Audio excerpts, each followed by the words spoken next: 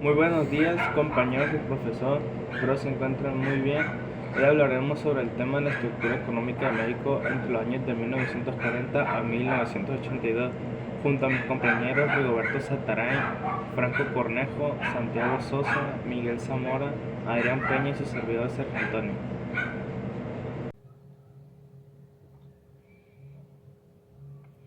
Antes de que se consiguiera una época de estabilidad en México, se vivió una época complicada, ya que llegaría la Revolución Mexicana y dejaría a su finalizar en México en grandes ruinas.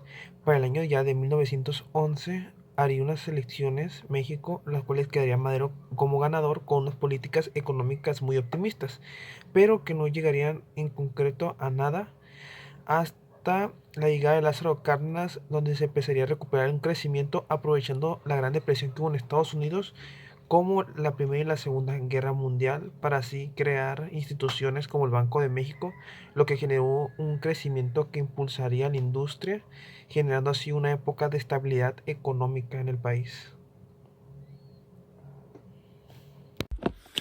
El mandato de Francisco I. Madero fue sumamente breve. Comenzó en el año de 1911 y terminó en 1913 cuando fue asesinado. Fue conocido como el apóstol de la democracia y justamente su gobierno, si bien fue corto, sentó las bases para lo que conocemos de nuestro país actualmente. Después de su fallecimiento, hubo una serie de presidentes internos entre los que se encontraban Pedro Lascurain, Victoriano Huerta y Francisco Carvajal.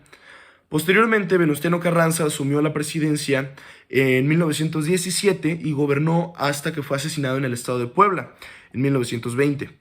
Desde 1920 hasta 1924 gobernó el general Álvaro Obregón, quien había luchado en la revolución junto a Venustiano Carranza. Los 4 años siguientes tomó las riendas del Poder Ejecutivo, una de las personas más poderosas que ha pisado nuestro país.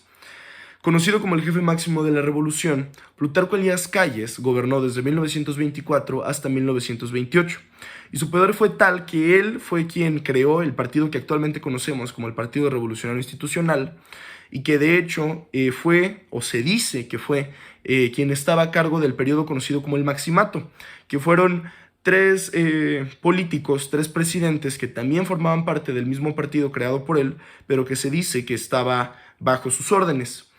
Estos tres políticos fueron Emilio Portes Gil, Pascual Ortiz y Abelardo Rodríguez, quienes gobernaron desde 1928 hasta 1934, cuando asume la presidencia Lázaro Cárdenas, presidente que es muy bien conocido por sus políticas públicas, además de la expropiación petrolera y la creación del Instituto Politécnico Nacional. Una de las etapas fue el crecimiento-inflación de 1940 a 1958, el desarrollo estabilizador de 1958 a 1970 y la etapa de crisis y agotamiento de 1970 a 1982. Y bueno, el desarrollo estabilizador fue una política de estabilización monetaria y fiscal propuesta desde 1954 hasta 1970 y se consideró un periodo de crecimiento económico conocido como el milagro mexicano. El milagro mexicano. Probablemente hayas escuchado estas palabras en alguna clase de historia, pero ¿sabes realmente lo que esto significa? A continuación, una explicación. Se le conoce como milagro mexicano o como desarrollo estabilizador a un modelo económico empleado en México entre los años de 1954 y 1970. Durante esta etapa se aspiró a lograr una estabilidad económica que permitiera un desarrollo sostenible y continuo. Eran medidas de carácter liberal bajo la premisa de que generar mayores riquezas resultaría más beneficioso para la población que para el asistencialismo estatal. Coincidió con el tránsito de la sociedad mexicana rural hacia una más moderna e industrializada. Por cerca de 18 años, el milagro mexicano se caracterizó por un crecimiento económico sostenido de 6.6% anualmente, con una inflación del 2.2%. Y explicado de una manera breve y rápida lo que fue este desarrollo económico, ¿por qué es que se le llama como el milagro mexicano? Bueno, se le conoce como el milagro mexicano ya que ha sido hasta hoy en día la época de mayor crecimiento económico que ha presentado nuestro país. Es por eso que se le conoce como el milagro mexicano. Es el movimiento estudiantil de 1968. Para poder entender esto, nos debemos situar en la época donde México estaba pasando con un régimen autoritario y represivo. El día 23 de julio de ese año empezaron las protestas por parte de los estudiantes.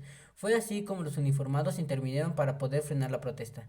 A esta protesta, muchos alumnos del Politécnico Nacional y de la Universidad Nacional Autónoma de México organizaron una marcha para parar la violencia. Este movimiento se hizo grande, con participantes como maestros entre muchas universidades más. Fue así como el 2 de octubre se convocó una marcha en la Plaza de las Tres Culturas, donde cientos de soldados los rodearon. Fue así que cuando los estudiantes dijeron que se cancelaba la caminata, empezó una balacera. No se sabe cuántos murieron, sin embargo, se tiene un aproximado que fueron más de 300 personas. Los sobrevivientes a esta matanza, al igual que muchas personas, dijeron que los culpables de tales hechos sean juzgados por genocidio. Se narra que antes de las 6 de la tarde de ese mismo día, un helicóptero volaba por aquel lugar, donde se lanzó una bengala que fue la señal para que los francotiradores dispararan. Muchos de los estudiantes se metieron a departamentos que se encontraban cerca de ahí. Sin embargo, los militares, sin una orden judicial, se metieron para sacar a los estudiantes.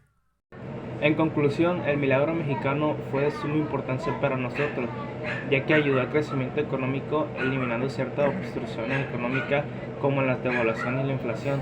También en este periodo se crearon diversas instituciones de carácter público para beneficiar al pueblo como lo son la FINSA y Bancomext.